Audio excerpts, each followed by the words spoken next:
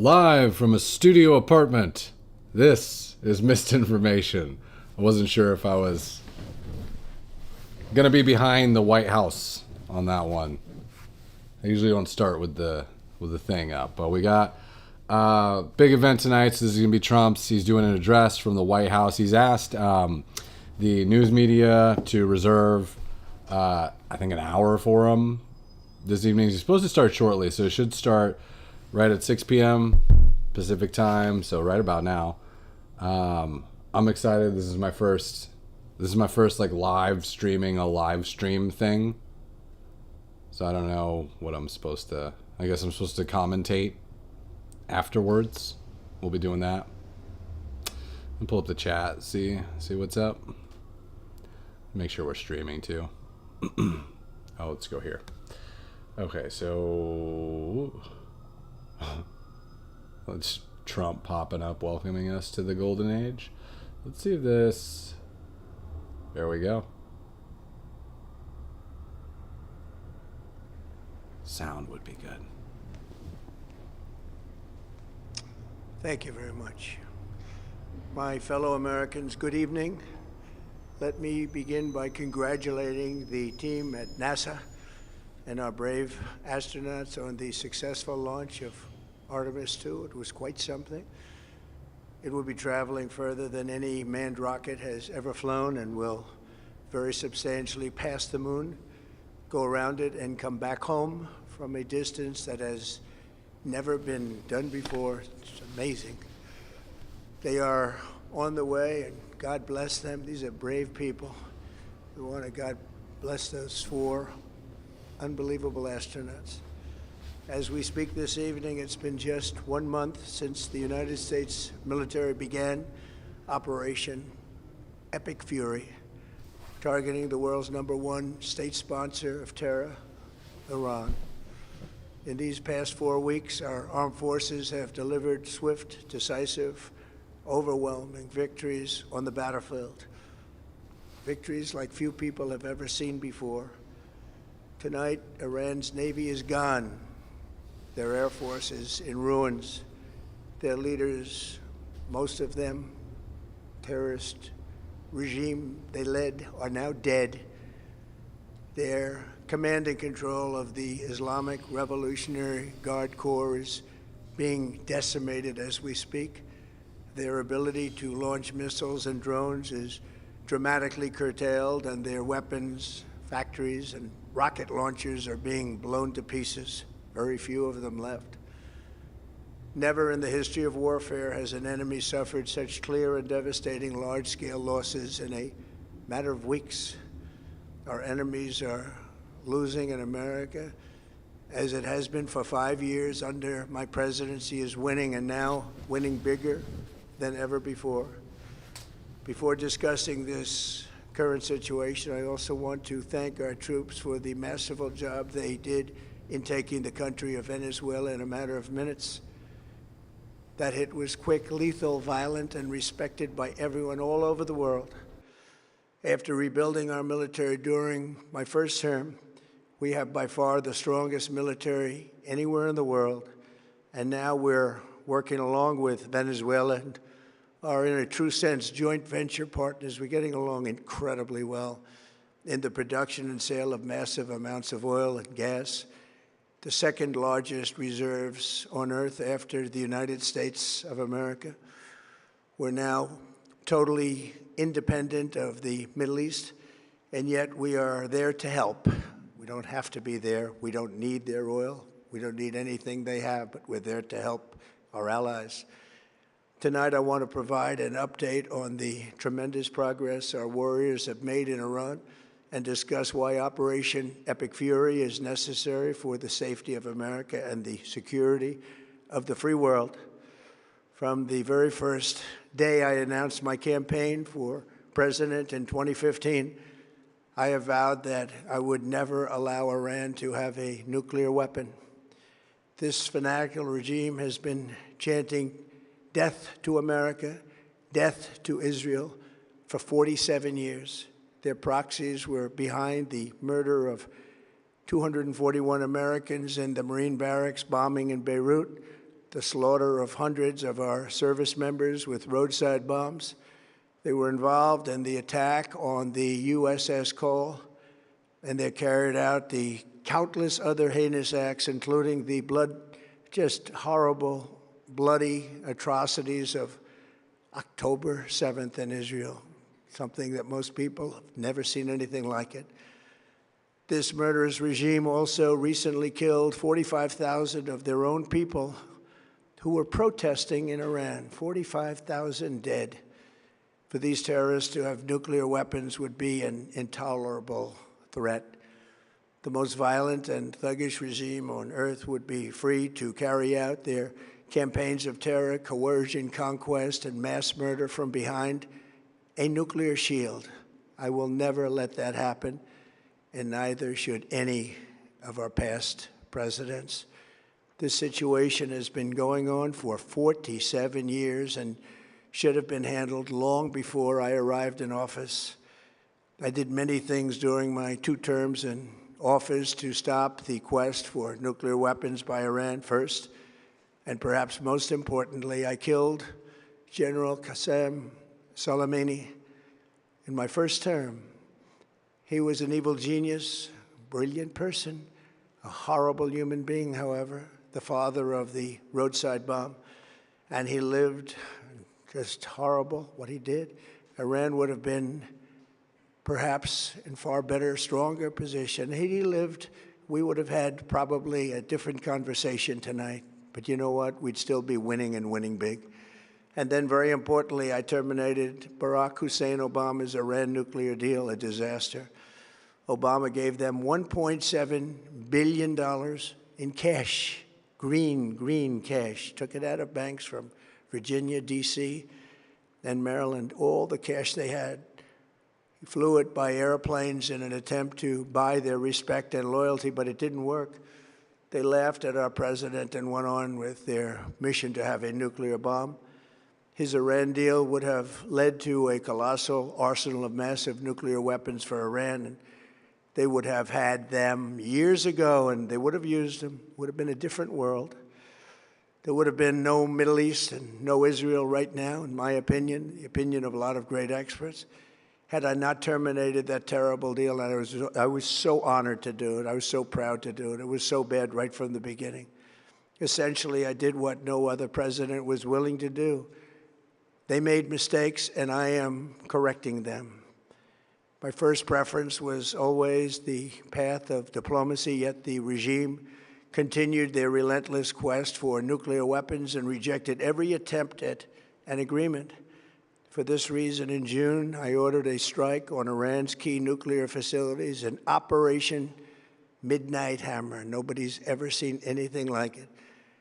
Those beautiful B-2 bombers performed magnificently. We totally obliterated those nuclear sites. The regime then sought to rebuild their nuclear program at a totally different location, making clear they had no intention of abandoning their pursuit of nuclear weapons. They were also rapidly building a vast stockpile of conventional ballistic missiles and would soon have had missiles that could reach the American homeland, Europe, and virtually any other place on earth. Iran's strategy was so obvious. They wanted to produce as many missiles as possible, and they did, with the longest range possible, and they had some weapons that nobody believed they had. We just learned that out. We took them out. We took them all out so that no one would really dare stop them. And their race for a nuclear bomb, a nuclear weapon like nobody's ever seen before. They were right at the doorstep. For years, everyone has said that Iran cannot have nuclear weapons. But in the end, those are just words if you're not willing to take action when the time comes. As I stated in my announcement of Operation Epic Fury, our objectives are very simple and clear. We are systematically dismantling the regime's ability to threaten America or project power outside of their borders. That means eliminating Iran's Navy, which is now absolutely destroyed, hurting their Air Force and their missile program at levels never seen before, and annihilating their defense industrial base. We've done all of it. Their Navy is gone. Their Air Force is gone. Their missiles are just about used up or beaten. Taken together, these actions will cripple Iran military, crush their ability to support terrorist proxies, and deny them the ability to build a nuclear bomb.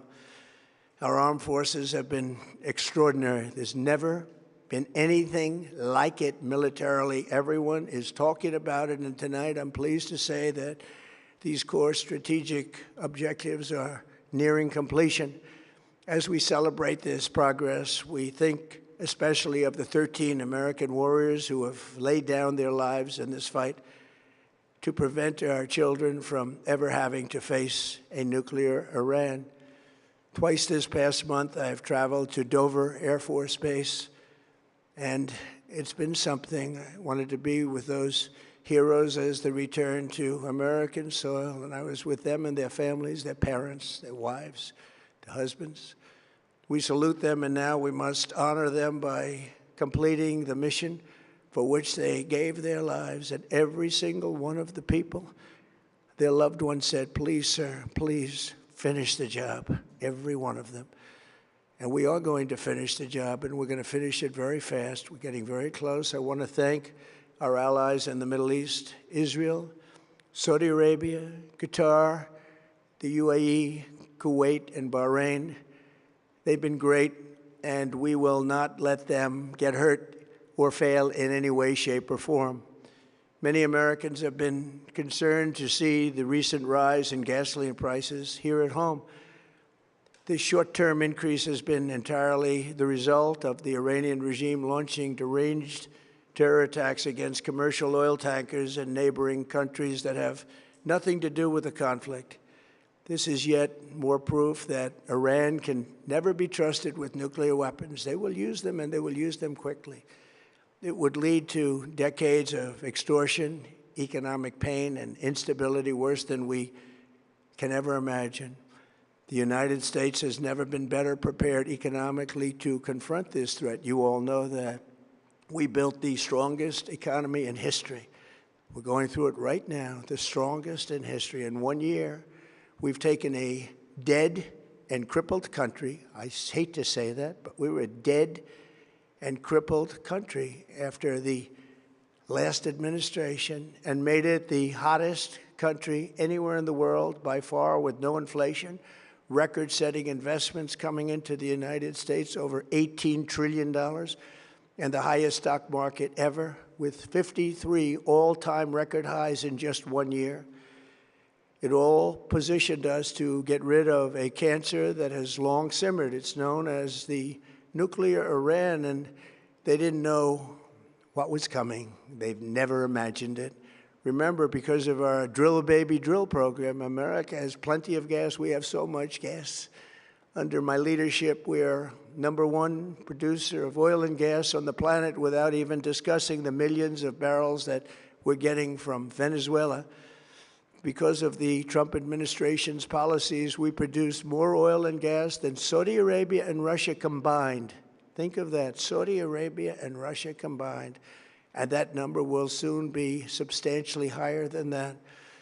There's no country like us anywhere in the world, and we're in great shape for the future. The United States imports almost no oil through the Hormuz Strait and won't be taking any in the future. We don't need it. We haven't needed it, and we don't need it. We've beaten and completely decimated Iran. They are decimated, both militarily and economically and in every other way. And the countries of the world that do receive oil through the Hormuz Strait must take care of that passage. They must cherish it. They must grab it and cherish it. They can do it easily. We will be helpful, but they should take the lead in protecting the oil that they so desperately depend on. So to those countries that can't get fuel, many of which refuse to get involved in the decapitation of Iran, we had to do it ourselves. I have a suggestion. #1, buy oil from the United States of America. We have plenty. We have so much. And #2, build up some delayed courage. Should have done it before. Should have done it with us, as we asked. Go to the Strait and just take it, protect it, use it for yourselves. Iran has been essentially decimated. The hard part is done, so it should be easy. And in any event, when this conflict is over, the strait will open up naturally. It'll just open up naturally. They're going to want to be able to sell oil because that's all they have to try and rebuild. It will resume the flowing, and the gas prices will rapidly come back down. Stock prices will rapidly go back up. They haven't come down very much, frankly. They came down a little bit, but they've had some very good days over the last couple of days.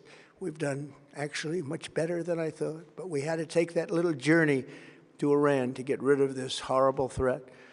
With our historic tax cuts, where people are just now talking about receiving larger refunds than they ever thought possible, they are getting so much more money than they thought. That's from the great, big, beautiful bill.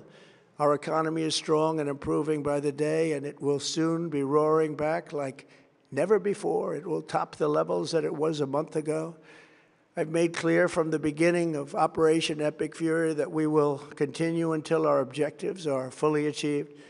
Thanks to the progress we've made, I can say tonight that we are on track to complete all of America's military objectives shortly, very shortly.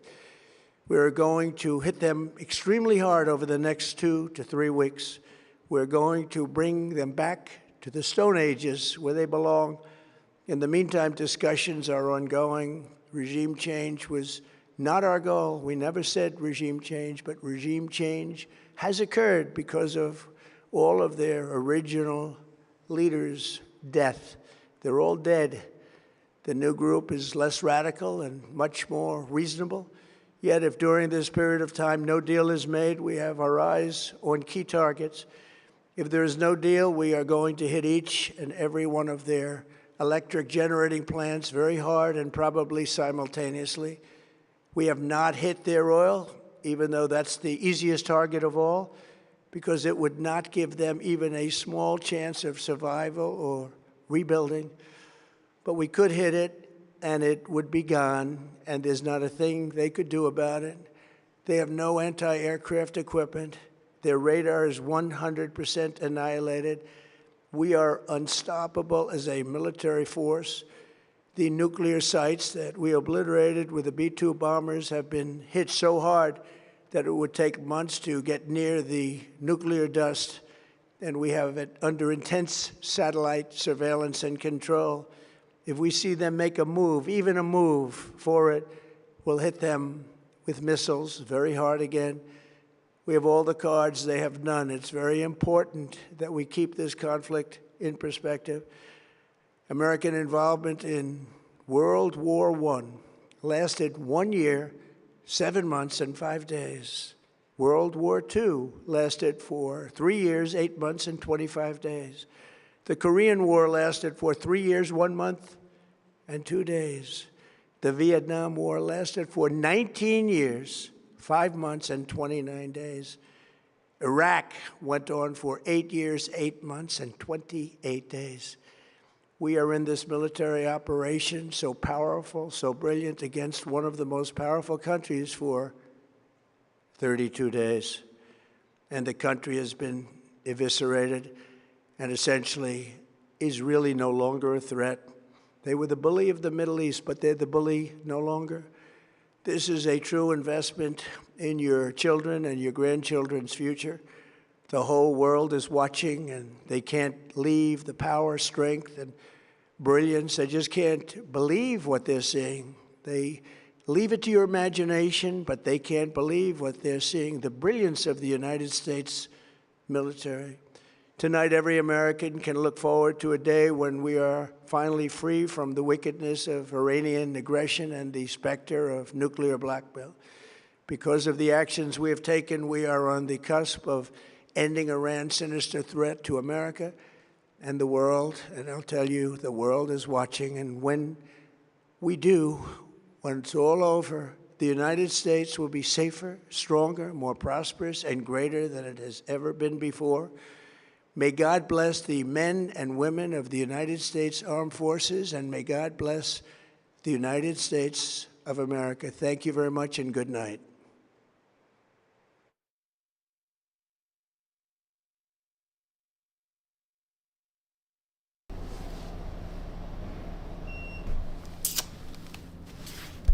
this thing on. Well, there you have it. That was Trump's speech. It's called an address. He did his address. Let me pull up the chat. I was so mad I couldn't have the chat during that stupid thing. I don't know. Let me get rid of this for a sec. Some of these technical difficulties. Okay, chat. How do I do this? Chat. Maybe I can't get it.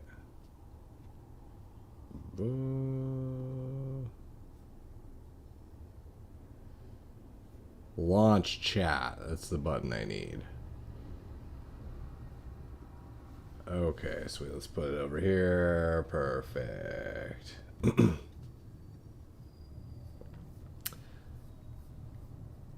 Well, or is this the... Yeah, you learn something new every night. So I was trying to... It would have been cool had I been able to type messages during that. I realized as we started, but to set it up, you got to go online. It would have showed me setting up the chat, which is not fun. Okay, so what do we think of Trump's speech? What do we think of his address? He seemed kind of low energy, actually. That was my first sort of thought about it. I was like, I mean, didn't he seem kind of tired to you? It was, I don't know if we could just replay this for something to play in the background. Matter of minutes. Oh, no, wait. Let's mute it. Just leave it there. He seemed super low energy. He seemed a little tired. I don't know, which Trump usually, I mean, if he's going to do a big address, I don't know why he's coming. I know he had the, which we'll talk about in a little bit, he had the Supreme Court arguments today they were hearing in Birthright, Citizenship, so he showed up to those to hear the actual oral arguments, which was kind of cool. He did that earlier. I saw he did another press conference earlier, too. So it may just be he's a little tuckered out. I think it's like 9 p.m. their time, obviously, where they're doing this address, but it was interesting. You know, he announces a big address. You would think there was going to be like some major announcement, but sometimes with Trump, you get these sort of updates, or they seem to be for some separate cause, like some marketing thing. So I don't know. In this case, you know, it seemed to me like he was basically giving the American public an update that, according to him, the Iran war is nearing an end. I guess that's the big news that he's kind of announcing there, although we've heard that a little bit already. But more so kind of seemed to be selling the war in Iran to the American public a little bit. Because it is a war at the end of the day that a lot of the American public views as what was essentially a war of choice, right? And you can make the case, which he did here. He used some very colorful language to describe Iran as being like a wicked nuclear threat, using nuclear blackmail against the United States, trying to make it seem more immediate in the minds of people, which maybe it is, right? Maybe he's just trying to point that out, that it is and was an immediate threat that needed to be dealt with at some point, probably sooner than maybe some people would think, and so we had to go in. He outlines the war in Iran as being not a war of choice, but a war that had to be done and that previous presidents had neglected to do. Basically called out, I think, Obama and other presidents by name, saying that they all failed to take action in Iran, so he was sort of left to do it, right? I thought maybe the most effective part of the speech was him talking about, you know, how long other wars have lasted, which is people's big fear with this one. Points out Vietnam lasts, whatever he said, 19, 20 years. The war in Iraq, 10 years. He listed off a bunch of different wars and how long they lasted. And then he pointed out Iran, 32 days, and we've completely eviscerated them. He says, Israeli no longer a threat. Israeli. I thought that was a funny kind of pun. Israeli no longer a threat. Israeli is the big threat over there right now. The funniest moment, he had this line, which I wrote down. He was talking about the regime change, and he did the thing where he says, we never said it. You know, he's like, I don't want to say this, but it happened. So he said, we never said regime change, but regime changes occurred because of all of their leaders' deaths. Yeah. Yeah. Didn't mean the regime change. It just sort of happened. One death led to another, and all of a sudden you looked up and the regime had changed. I didn't call for regime change. I don't want a regime change. So you had that line. He says we're on track to complete very shortly. He didn't give a definitive date, so he says about 2 to 3 weeks. But he also mentioned that we were going to be bombing the crap out of them and finishing what we started, is what he says, right?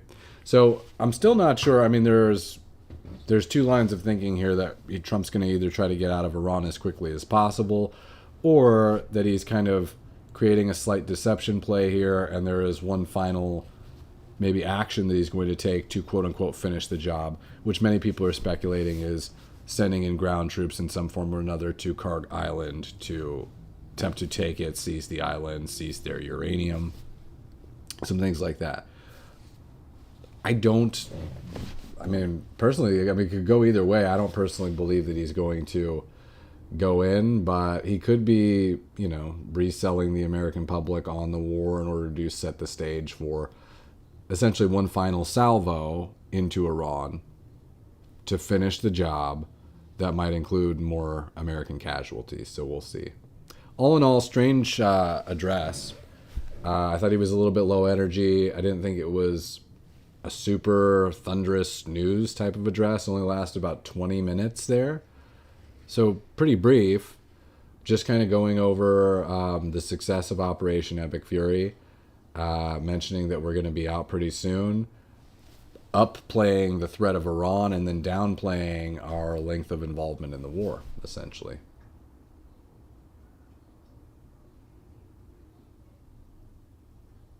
I think that's all I wanted to go over. Hottest country in the world, he calls us again. I love it when he refers to America like a new hotel. It's the hottest country in the world. We went from a dump to being the hottest place in the world. I always like that description. He mentioned, it was interesting, he mentioned that we make more natural gas than Saudi Arabia and Russia combined. I think he said gas or oil. I think it was gas. That's pretty crazy. Didn't know that. Pretty crazy to think about.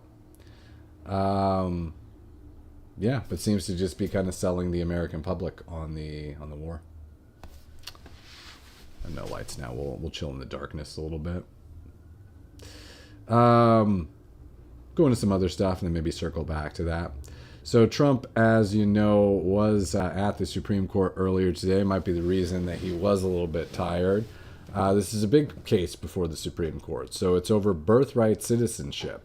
Okay, so that is essentially the concept that I believe is in the 14th Amendment, where there's this line that is disputed as to what it means, but it's been interpreted over the years to mean like if an illegal immigrant comes into the U.S., has a child on U.S. soil, that child is now a citizen, right? This is what leads to the idea of anchor babies, right? Or in other words, illegal immigrants coming here and having children so that now they have an anchor, now they have a connection, one of their children's a citizen. They can then apply for benefits. It's harder theoretically to deport them because now they're a mother with a kid who's a U.S. citizen, right? So critics of the 14th Amendment provision that govern this basically say that it was originally never intended for illegal immigration. It was initially intended to allow, it happened at the time that slaves were freed. You had the 13th Amendment, which banned slavery, and then you had the 14th Amendment, which was intended to grant all people who had previously been slaves U.S. citizenship, because there was some conflict there, right? And just before that, you had certain states that were slave states and states that weren't. There was a case called the Dred Scott case, where I believe it was a slave that was in one of the slave states, moved to one of the free states. He actually sued because they moved him back at some point to one of the slave states. He became a slave again. He sued saying, no, I'm free. Supreme Court overturned it and basically, or not overturned it, but basically deemed that, this was the Dred Scott case, that slaves weren't citizens. They couldn't be citizens. Black people, in fact, couldn't be citizens because they were property. Regarded as one of the worst, if not the worst, Supreme Court decision in history, all right? So when you see Ketanji Brown and everybody, and you see people talking about how infallible the Supreme Court and judges are, just remember, at one point our Supreme Court declared that black people were not, in fact, people. They were property. Supreme Court declaration. Courts are completely fallible, okay? But in any case, the 14th Amendment was originally designed to make it very clear anyone born on U.S. soil, i.e. slaves, are U.S. citizens. It was never intended, at the time, the framers didn't see it as, this is going to apply to people seeking asylum from Mexico or Ukraine or China who, make these fake asylum claims, come into the country, have a kid somewhere, and then basically that kid all of a sudden is just automatically a U.S. citizen. In any case, Trump signed an executive order a couple months ago challenging birthright citizenship, right? So that executive order is now before the Supreme Court. I believe he went there to basically watch the government argue their case in oral arguments to the justices. So this must be really important to him. I think Trump on some level knows that if we don't, he is the victim of essentially a schmigged election, many would say. Many are saying. Right? So I think he understands better than anyone that if you don't solve the problem of having secure elections and having strengthen your citizenry and not diluting it with illegal immigration, you don't really have a country. Anyways, he's the first sitting president to go to the Supreme Court to hear oral arguments. Isn't that crazy? I didn't even realize it was like the first time. But so we went and he sat in on those arguments. This is just, I think, footage of him going to the arguments here. White House, he just got into the motorcade there, the Beast, and he will be going up, I think it's about a mile, maybe not even that much, up from 1600 Pennsylvania Avenue up to the Supreme Court. He will be the first president in history to sit and listen to an oral argument. This is about birthright citizenship. On day one of his second term, he signed an executive order that said, this is no more. And it's been going up through the courts, and now today the oral argument will be heard starting at 10 o'clock. This has never happened before. President Trump. So the other reason he might have gone there, it's, Trump's such a media figure and such an energy monster that it's like anywhere he goes, it's like a magnifying glass, right? So he may have just been going to draw more attention to this, right? And to draw more eyes on it and media cycles. This is a little bit about somebody, Mario Nafal, actually. Trump is physically sitting inside the Supreme Court right now as oral arguments begin on ending birthright citizenship for kids of illegal aliens. This is the first time sitting president. The 14th Amendment was written for freed slaves, not people in the U.S. illegally. This should be an open and shut case. It's just common sense, right?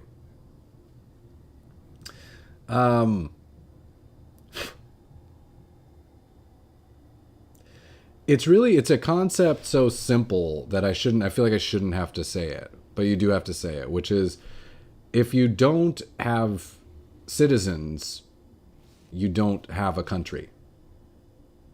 Okay? If you don't distinguish between which people are citizens and are able to vote or be represented or should be represented in your country, and who are outsiders and who should not have a vote or a say in how your country's going, then you don't have a country. This point seems to be lost on the left. But when you're opening up the borders, you're allowing things like that with things like this with birthright citizenship to happen inside the country, you're effectively allowing the entire world to have a vote in your elections. It's not taxation without representation, it's taxation with replacement. Right? Now, the problem with the birthright citizenship thing is it incentivizes people to come in some cases, take advantage of American men themselves, right? I mean, you're incentivized to basically have a kid on U.S. soil or with an American guy, right? And then you essentially get granted access to a whole bunch of benefits, which is, I think, why we've become this place where everyone wants to immigrate to, why people are making these fake asylum claims and then coming across the borders, and they don't even vet the asylum claims, they just kind of let people in. But it's essentially other countries view us as almost like it's like a one big food stamp, right? Because once you have a kid here, you can get access to a bunch of benefits and everything, right? We like to say we're the most capitalist country in the world, but really America is one of the most socialist countries in the world when you look at it. I mean, it's the success of capitalism that has allowed us to have money to essentially feed everyone, feed all of our citizenry, give out benefits, free benefits to people, right? So the reason that people come here is because of the socialist style programs, right? They want to get in and get benefits. That's why mothers will come on illegal immigrant tourism and have babies here, right? To gain access to those benefits. This was a good, it's related tweet from Mike Cernovich here. He says, he's talking about fraud and all the fraud that's going on with California right now. And he says, these fraud stories show that there's more than enough money to give every American health care. There is more than enough fraud money to give every American health care. Democrats could fund that today by stopping the fraud, and they won't because they're all in on it. Right? Related tweet here. Where is this? This was, who is it here? Nick Carter. He's got this tweet that we are in a post-scarcity society. He says it hasn't. So they're talking about AI and how, Elon Musk has famously said recently that AI is going to create a post-scarcity society where there's just unlimited abundance. Everyone becomes a millionaire, right? We have access to as much food as we'd want, as much healthcare as we, et cetera, right? This guy here says we're already in that post-scarcity society. People just don't realize it. He says it hasn't sunk in for most people. We already live in a post-scarcity society. Universal basic income, that's UBI, is already here. Basic package, disability, Medicaid, food stamps. Bonus package, literally getting paid for staying at home and hanging out with your relatives. That's a reference to the Somali fraud or the hospice programs where you kind of supercharge those benefit programs. You come in, you sign up for whatever government program is being offered to run your own hospice or run your own daycare. You don't actually have to have clients there. You just kind of hang out with your family. Extra bonus. If you're willing to commit fraud, pretend your kids are autistic and get paid for that.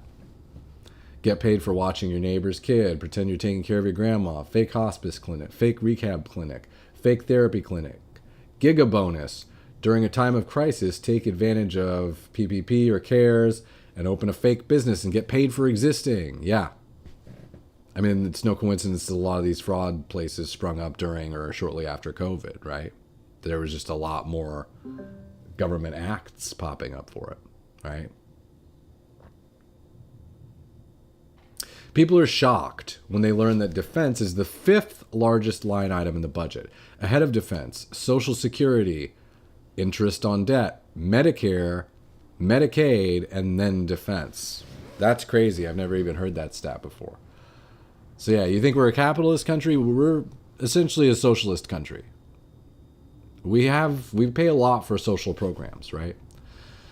Complain about the defense all you like, but healthcare fraud is a way bigger factor, hundreds of billions per year. This is only going to get worse because the fraud is a structural part of the system. Payouts to client groups in exchange for votes. A quid pro quo, as I've said before. Which is a side note, when I say you have to have citizens to have a country and you can't have illegals coming in here and voting, people will jump up and say, well, they're not voting, and where's your proof that anyone's voting? You don't actually need them to vote, by the way, even though I think that does happen. But you don't actually need them to vote to create the quid pro quo. Do you understand that?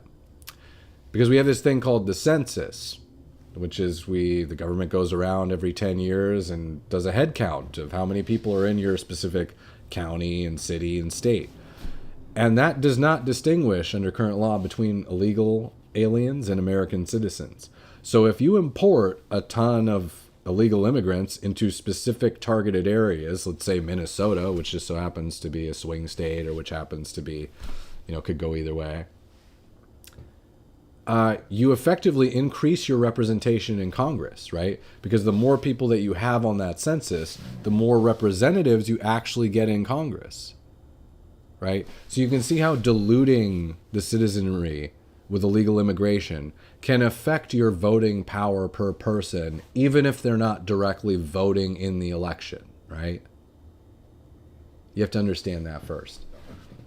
And then, of course, the people that are imported in successfully and are given these benefit programs tend to look favorably upon the party, Democrats, that got them in the first place, covers for them, sends them off on their package of essentially universal basic income. You get your food stamps, your health care, start a little hospice up, and you live like a king in America.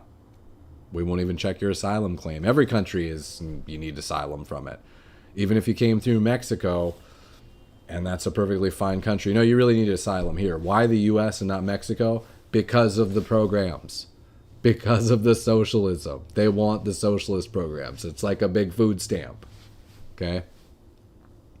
So this is what ties everything together. We essentially already live in a post-scarcity society. Okay? People just don't realize it yet. You're not living rich, maybe. Some of these people are. They're driving Maybachs. But most people are able to literally come in from a different country and get paid to live better than the average American worker in many cases. In many cases, right? So we go back to the Trump birthright citizenship argument, right? Not only is it providing this weird avenue for people to be able to come in here, plant a seed, and then get access to benefits, right? But it's also encouraging women to take advantage of guys that live in America, right? The actual citizenry, right? Not just in that case, but in marriage, I think, also making people legal out of nowhere. It's kind of like, doesn't that incentivize immigrants to just marry American men and then ditch them after they've got their citizenship status? It doesn't seem like the right way to go.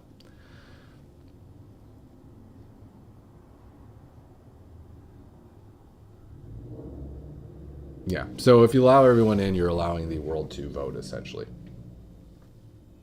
Other immigration news. So this was from today. There's a judge, I guess, that is blocking Trump from reversing Biden-era changes that were made to immigration policies that let everybody in through the CBP app. CBP-1, I think it was called.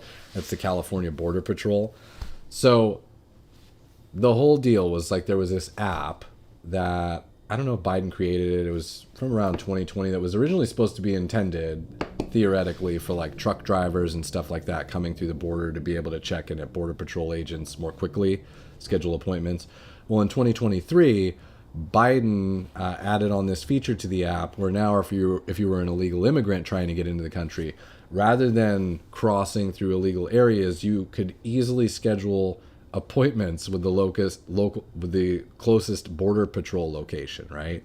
So it effectively smuggled all these people into the country. Trump came out, I think, with an executive order, maybe. Not sure what it was, but basically terminating the immigration status of all those who came in through that CBP-1 app. And now a judge has come out and said that he can't do that. Yeah. They're saying that... we'll read the tweet here. Biden badly misused immigration parole, using it unlawfully to bring millions of migrants into the U.S. A federal judge has now told Trump he can't reverse Biden's unlawful use of this narrow authority. So he'll let Biden completely bend the rules to get a bunch of people in. But if Trump wants to undo what was wrong, you can't do that. They're already here now. So no way you could get them out. It's just the whole system is designed to be like the dumbest setup where it's super easy to smuggle people in and nearly impossible through litigation and procedure to get them out. It's kind of like voting, right? Once the votes are in, there's no way to audit or remove ones that shouldn't be there. Our system's not designed for that. The immigration system is not designed to kick people out if they shouldn't be here once they get there. You just automatically grant them all the citizenship rights, all the legal rights, and then there's a whole 14-year legal process to get people removed. Right? So he's blocked on that. Can't remove those people.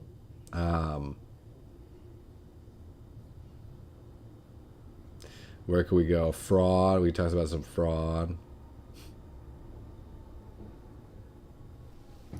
This is a big stat from today. It turns out that Elon Musk comments on this. Wow. He does one of his exclamation point or wow or thinking to draw attention to stuff. So this was Christopher Rufo. Exclusive. Multiple senior HHS officials estimate that under Gavin Newsom, California's state Medicaid program has lost 25% of its budget to fraud. A quarter of it, a quarter of Medicaid, has been lost to fraud, a quarter of the program. This means it is currently losing $50 billion a year to scammers, fraudsters, and organized crime rings. Yeah, that sounds about right. Experts who've studied the Medicaid system say that it has long been rife with fraud. Harvard professors advised the federal government suggested to Congress that fraud and abuse might represent somewhere between 10 and 20% of Medicaid spending. He noted that it's difficult to calculate accurate loss rates due to the fact that government studies have been sadly lacking in rigor. Yeah. Almost like they're okay with some level of fraud as long as people keep voting for them, right? Other people put it at 15 to 20%. Yeah, so crazy. California has so many loopholes and so many social programs that it would be insane to me if there wasn't a ton of fraud. But that just links back to the post-scarcity society idea, right? So this was... we should lace back. There are a couple other things about the birthright citizenship thing from today. This was Ketanji Jackson. This is the newest Supreme Court justice, who everyone's saying is essentially a DEI hire from the Democrats. She does seem legitimately dumb in all of her opinions. SCOTUS Ketanji Jackson argues for illegal aliens having birthright citizenship by saying if she steals somebody's wallet in Japan, she then has allegiance to that country. He says she has to freaking go. This is absurd, actually. Let's hear it. U.S. citizen and visiting Japan, and I was thinking, I, U.S. citizen, am visiting Japan, and what it means is that, if I steal someone's wallet in Japan, the Japanese authorities can arrest me and prosecute me. It's allegiance, meaning can they control you as a matter of law. I can also rely on them if my wallet is stolen to, under Japanese law, go and prosecute the person who has stolen it. So there's this relationship based on, even though I'm a temporary traveler, I'm just on vacation in Japan, I'm still locally owing allegiance in that sense. Is that the right way to think about it? And if so, doesn't that explain why both temporary residents and undocumented people would have that kind of quote-unquote allegiance just by virtue of being in the United States? So someone's making fun of her. This was the funny tweet about it. Somebody posted, "Your Honor, my client is American because he committed his crimes in America." Which is a funny way to put it. There's so what she's referring to here is the whole crux of the birthright citizenship. It's so funny with Supreme Court stuff. Let me pull it up from Grok. Oh. I have like 8 different Groks open. The whole crux of the argument is basically there's like one line of verbiage in the 14th Amendment provision that talks about birthright citizenship, where, let me see if I could find it here. It's like it hinges on your definition of subject to the jurisdiction thereof. So here's the actual phrase from birthright citizenship clause. All persons born or naturalized in the United States and subject to the jurisdiction thereof. That's what she's talking about with the crime thing. Are citizens of the United States and of the state wherein they reside. So The phrase "subject to the jurisdiction thereof" is what Grok is saying, what people are saying the whole case hinges on. It's whether you believe that requires full political allegiance and complete jurisdiction. So Grok says here, this is in favor. Children of undocumented do not qualify because their parents owe primary allegiance to another country and are not fully subject. It's literally wordplay, like whether you think this means that people are bound by the laws of the United States, are bound by allegiance to the United States or not. And like so many things, it's just kind of silly that so many of these court cases rely on this like totally either way interpretation of 3, 4, 5 words. It shouldn't have anything to do with it. Who knows what anybody meant? You can interpret it either way, right? You got to look to what was the original intent. Who cares about the stupid line about the subject? I get what they're saying, but the intent of the law was never to let in illegal immigrants. It's for black people that we freed for the love of God, which is cool, by the way. But that's what it should be. Holy crap. So anyways, that's what she's arguing over. She's basically trying to make the case that if you committed a crime in a foreign country, you would then be subject to their jurisdiction, which seems to me more like she's just misapplying the idea of jurisdiction. She's using like a police definition of jurisdiction, but it doesn't imply allegiance to that country at all, which is the whole point. It doesn't give you any allegiance at all to the country.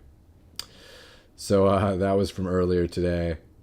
Jesse Kelly, he's been railing against communist judges recently. He brings up a good point. He says, Bukele didn't save El Salvador because he arrested all the criminals. He saved it because he removed the judges. Communist judges are the sword and shield of the communist revolution here in America. Removing them is everything. And this was back, it's referencing how the judge ruled that the Trump administration must restore the legal status of potentially hundreds of thousands of immigrants who came to the United States legally through a Biden-era pathway, an app. They Ubered their way in. But I believe his point is so true, which is that is how the socialist, communist element in America is maintaining power, is essentially through this poisoned judiciary, right? Democrats don't tend to believe in the supreme authority of the president, but they do believe in the supreme authority of their judges, right? They believe they're infallible, even though, as we just discussed, the Supreme Court once said that blacks were property and could not be people at all, right?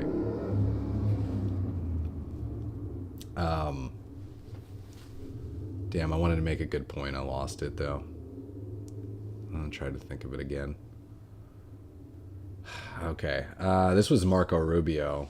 Earlier today, Trump was trying to make the case for going into Iran during his speech tonight. Marco Rubio, people are saying, made a good point about it. Here is Marco Rubio making a strong case for why we had to go into Iran. Let's listen in. Many Americans are asking, why did the United States have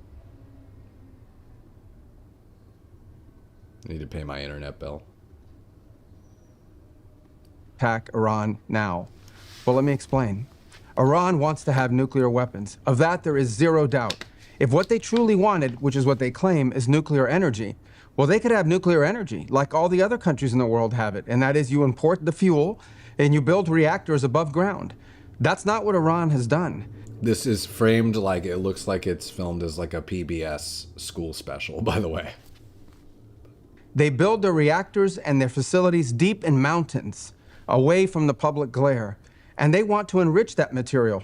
The same equipment that they could use to enrich material for energy, they could use to quickly enrich it to weapons grade. So it is clear that they've been offered every opportunity to have a nuclear program that allows them to have energy, not weapons. And every single time they have turned it down. But why the attack now? Well, what was Iran trying to do? Iran was trying to build a conventional shield, in essence, have so many missiles, have so many drones that no one could attack them, and they were well on their way. We were on the verge of an Iran that had so many missiles and so many drones that no one could do anything about their nuclear weapons program in the future. That was an intolerable risk. Under no circumstances can a country run by radical Shia clerics with an apocalyptic vision of the future ever possess nuclear weapons. And under no circumstances can they be allowed to hide and protect that program and their ambitions behind a shield of missiles and drones that no one can do anything about. This was our last best chance to eliminate that conventional threat, that conventional shield that they were trying to build, and the president made the right decision to wipe it out now. That is the goal of this operation, to destroy their conventional missiles and their drone program so they can't hide behind it and finally have to deal with the world seriously about never, ever having nuclear weapons. It's interesting. I mean, you have Marco Rubio making the case today, Trump coming out and reiterating a lot of those points. I mean, they're either just trying to improve public perception of the war in the lead up to these midterms, or they are trying to gear up for what might be a little bit of a ground invasion, maybe on the way out. I don't know. But both of those guys selling the points to America, making the threat of Iran more immediate in people's eyes, and explaining it, basically downplaying America's involvement. You know, Trump saying we're going to be over very soon. Marco Rubio increasing the immediacy of the threat from Iran, saying they're essentially full of drones. This was our last best chance to go in there. He does have a good point with the drones, but that applies to a lot of different countries right now. The technology is increasing so rapidly that pretty soon everyone is going to have access to crazy weaponry. So, all right, what else we got today? Got some tech news and some miscellaneous news today. We'll go over a couple of things. This was ChatGPT psychosis. Apparently this is happening. MIT researchers have mathematically proven that ChatGPT's built-in sycophancy creates a phenomenon they call delusional spiraling. I've seen this from ChatGPT, by the way. And other AIs, they do it too. You ask it something, it agrees. You ask again, and it agrees even harder until you end up believing things that are flat out false and you can't tell it's happening. The model is literally trained on human feedback that it rewards agreement. Okay? He notes, real world fallout includes one man who spent 300 hours convinced he invented a world-changing math formula, and a UCSF psychiatrist who hospitalized 12 patients for chatbot-linked psychosis in a single year. I could totally see that. I am very careful of, because I use AI a lot, actually, for, like, research purposes mostly. When it first came out, I remember I got kind of excited about it because of this very reason. You'll feed it weird ideas that you have, and it's like, oh, that's a great idea. Like, you'll be like, hey, I have this idea for a business. It's like socks, but for your hands, you know, so that you put the socks on your hands during winter so they don't get cold. And instead of being like, those sound like gloves, you moron, it's like, that's a great idea. We should call them sock hands. Sock hands. And you're like, what? Sockies. Hand socks. Like, it'll just agree with anything that you say. I don't know if it's gotten any better, but, like, literally any stupid idea you have. So I have to, like, and sometimes I'll still do it. I'll ask it for advice on stuff, and I have to be like, it's probably just BSing me right now. I think this thing is just gaslighting me into believing I have $1 million idea when I don't. So I don't really ask it questions like that anymore, because I could kind of see the danger of it. You don't want to be led down a stupid path by something that's just agreeing with you. The guy who believed he invented a world-changing math formula, I've seen this story a couple of times. There was I don't know who it was. I can't remember the guy off the top of my head. There was a famous guy who used, I think, Twitter a lot, who was kind of in the public eye a little bit, and who was convinced that somehow ChatGPT had confirmed his ideas about there being like these, I want to say it was like the world was a matrix or something, and there were little like conspiracy theory nodes that you could find and stuff, and it had convinced him that he was right, and it gave him the math for it and everything, and he knew where to look. And it was like a CEO of some like tech company. I'll have to find it for tomorrow night's show or something, but it was like a famous rich CEO of a tech company who was 100% certain, still might be, like sounded schizophrenic when he talked about it, that like he had uncovered this hidden formula for life that unveiled this like dark secret about it, all from just this constant agreement. The other piece here is when you're dealing with these AIs, it has the authority bias. So you're like, this is the reason people go to see psychologists, right? Because they're an authority on mental health. So just you believe their words have more weight. You tend to believe they're smarter than you in this domain. They know better than you, right? With AIs, they come with that built-in authority where like you believe that they're already smarter than you. People are used to trusting technology as, you know, Google Maps is more efficient at getting you home than you are, right? So a calculator is more efficient at doing math. So you start to trust, oh, this AI must then be more efficient at evaluating my dumbass ideas than I am. And you start to trust it. And all of a sudden, when it's agreeing wholeheartedly with what you're saying, you believe it because it's the authority on those things. It's not. It's just literally making shit up. So that was an interesting story. It's kind of like what happens with Democrats with TDS, right? Like they are also just in their own siphoned off little filter where everyone kind of agrees with them, right? They're in that bubble. And so just, it doesn't have to be AI, just if enough people agree with your crazy shit and go like, yeah, you're totally right. You just believe it. That's probably why girlfriends have to yell at you and call you a piece of shit. Just think about how much worse it'd be if they agreed with everything you said. You could go crazy. We should be thanking them, gentlemen, for making our lives hell, but manageable. This was another tech news today. I guess they did the Artemis launch. Artemis, off the top of my mind, I think it's NASA's attempt to go back to the moon, essentially. Yet Elon Musk was building the reusable rockets for a while. NASA was kind of dormant for a long time. They finally launched the Artemis program. Here's some kid, a CNN reporter asked him, why do you want to be here? What do you love about being part of history? And the kid just has a funny quote. He says, we're going back to the frickin' moon, that's why. Somebody like, I think this is the original video maybe here. Here's the original video. Somebody AI'd him already and made him say an F-bomb when he didn't.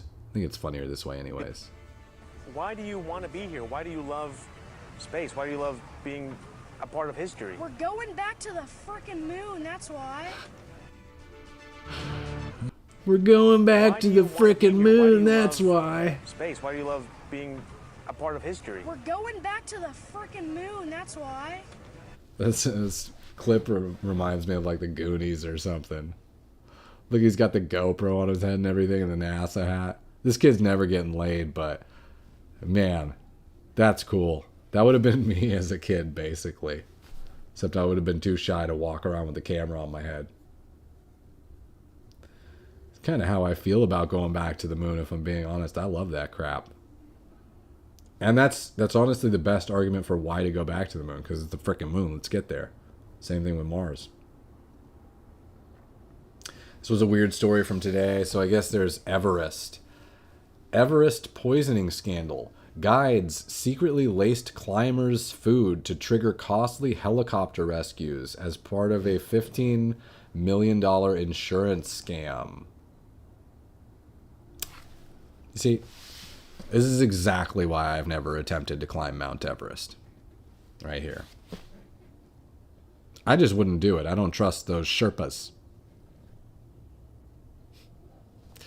As with anything else, follow the money, right? Follow the money. There's always, anything that draws a lot of people and makes a lot of money is going to have some degree of fraud, turns out. So here's the fraud here. The Sherpas, I guess, I don't know if they're Sherpas or just guides, but they were poisoning people, giving them some low level of food poisoning maybe, so that they would have to get helicopter evac'd, because I guess they had some type of insurance scam going on with the helicopters where they got somehow reimbursed for it.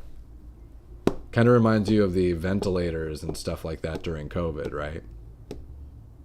Like whenever there is a financial incentive to get more patients, you can expect to see more of these types of things, right? That's going on with Everest. Don Lemon suggesting that he's going to run for president if the opportunity ever presents itself. Here's him here. Money for me. So do I ever think about it? Yes. Could it happen? Yeah, it could happen. If the Wait, what the hell is that? A sheep in the back. Oh, man. I'm not even going to get into it. Opportunity presented itself, the right opportunity presented itself. Look, if I wanted to, I know people are going to think I'm crazy. This is going to be the headline, and people are going to laugh about it. I think I could be president of the United States. I could definitely run this country better than Donald Trump. Paper towel roll could, but yes, yeah. you would And be a market improvement. As an independent, though, there would be a hard time for me to run for anything because, you know, the way the system is set up, I'd have to choose a side. And so, you know, factors for Don Lemon running and being elected president, that he is the only person left in America. If we get hit with a nuclear fallout and he somehow lives underneath by taking cover underneath that sheep in the back, and it's just him and a neon lemon sign, he can maybe vote for himself and become the president.